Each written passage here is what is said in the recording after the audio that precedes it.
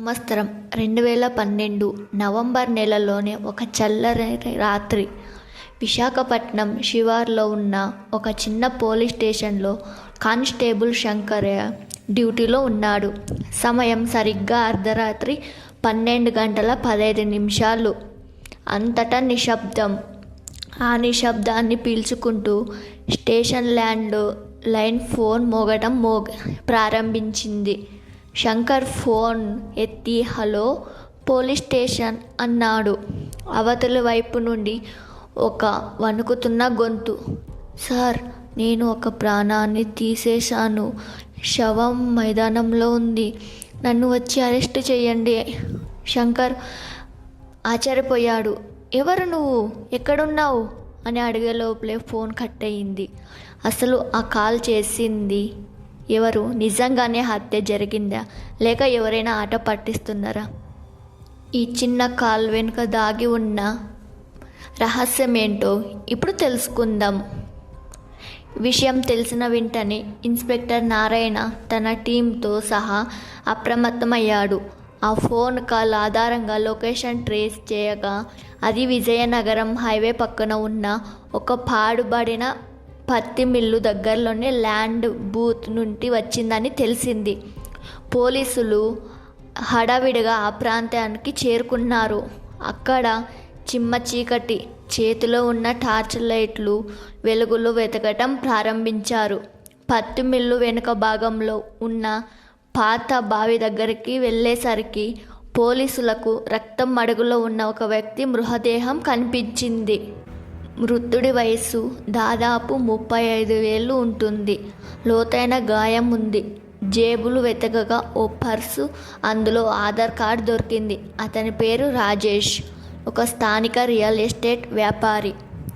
కాల్లో చెప్పినట్లే శవం దొరికింది. అంటే అర్ధరాత్రి ఫోన్ చేసిన ఆ వ్యక్తి నిజంగానే హంతకుడు. కానీ విచిత్రం ఏమిటంటే హత్య చేసిన హంతకుడే స్వయంగా ఫోన్ చేసి ఎందుకు చెప్పాడు? తనే దొరికిపోవాలని ఏ హంతకుడైనా కోరుకుంటాడా?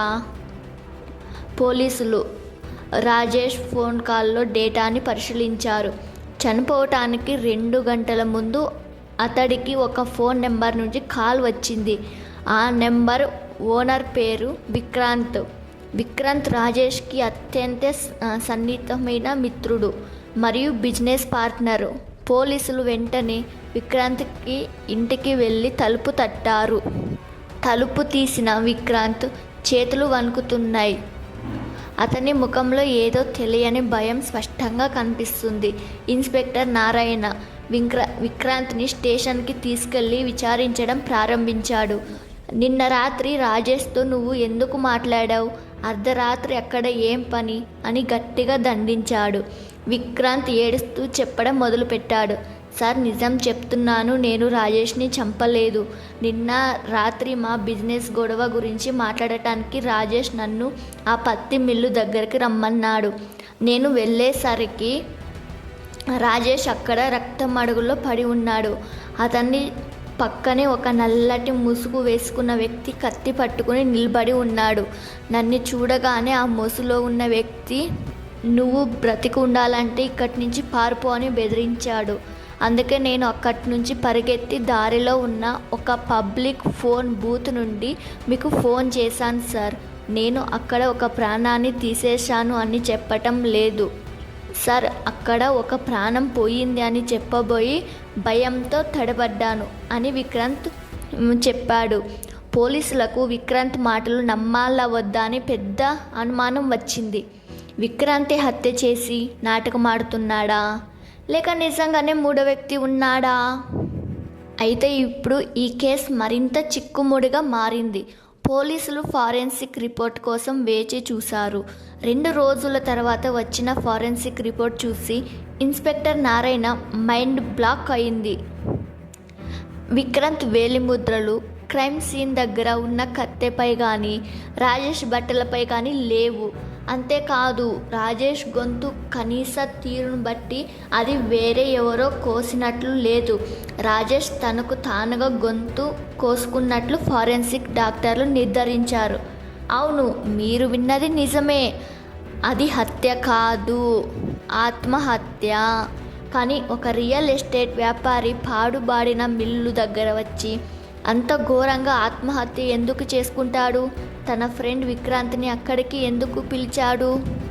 పోలీసులు రాజేష్ ఇంటికి వెళ్ళి క్షుణ్ణంగా వెతకగా ఒక సీక్రెట్ ల్యాప్టాప్ అండ్ ఒక డైరీ దొరికాయి. అందులో ఉన్న ఆధారాలు చూసి పోలీసులు తల తిరిగింది. రాజేష్ వ్యాపారంలో తీవ్రమైన నష్టాల్లో ఉన్నాడు. దాదాపు 5 కోట్ల అప్పులు ఉన్నాయి. విక్రాంత్ పేరు మీద 10 కోట్లు ఇన్సూరెన్స్ పాలసీ ఉంది. దానికి రాజేష్ గ్యారెంటీ. రాజేష్ ఆలోచన ఏంటంటే తను చనిపోయిన ఆ నిందను విక్రాంత్ మీద నెడితే విక్రాంత్ జైలుకి వెళ్తాడు.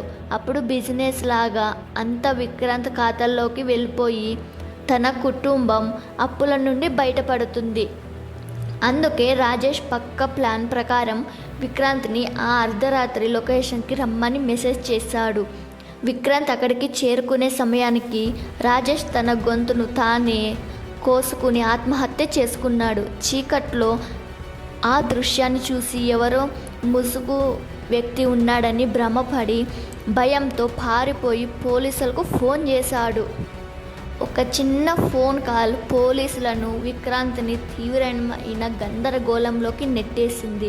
రాజేష్ వేసిన మాస్టర్ ప్లాన్ దాదాపు వర్కౌట్ అయినట్లే అనిపించింది. కానీ సైన్స్ ఫారెన్సిక్ ఆధారాల ముందు ఆ మైండ్ గేమ్ నిలవలేకపోయింది. విక్రాంత్ అమాయకుడని తేలటంతో పోలీసులు అతనిపై ఉన్న ఆరోపణలు తొలగించి విడుదల చేశారు. కానీ ఆ రాత్రి జరిగిన దారుణ దృశ్యం, ఆ అర్ధరాత్రి ఫోన్ కాల్ విక్రాంత్ జీవితంలో ఎప్పటికీ మర్చిపోలేనిది ఒక భయంకరమైన పీడకలగా మిగిలిపోయింది. చూసారుగా మిత్రులారా, ఒక్కొక్కసారి మనం కళ్ళతో చూసింది చెవులతో విన్నది నిజం కాకపోవచ్చు. ప్రతి నేరం వెనుక ఒక భయంకరమైన వాస్తవం దాగి ఉంటుంది. ఈ ట్విస్ట్ మీకు ఎలా అనిపించిందో కింద కామెంట్లో తెలియజేయండి. ఇలాంటి మరిన్ని ఆసక్తికరమైన నిజమైన క్రైమ్ స్టోరీస్ కోసం మన ఛానల్ని ఇప్పుడే సబ్స్క్రైబ్ చేసుకోండి. వీడియో నచ్చితే లైక్ చేయండి, మీ ఫ్రెండ్స్కి షేర్ చేయండి. మళ్ళీ మరొక మైండ్ బ్లోయింగ్ క్రైమ్ స్టోరీతో మీ ముందుకు వస్తా. Thank you friends.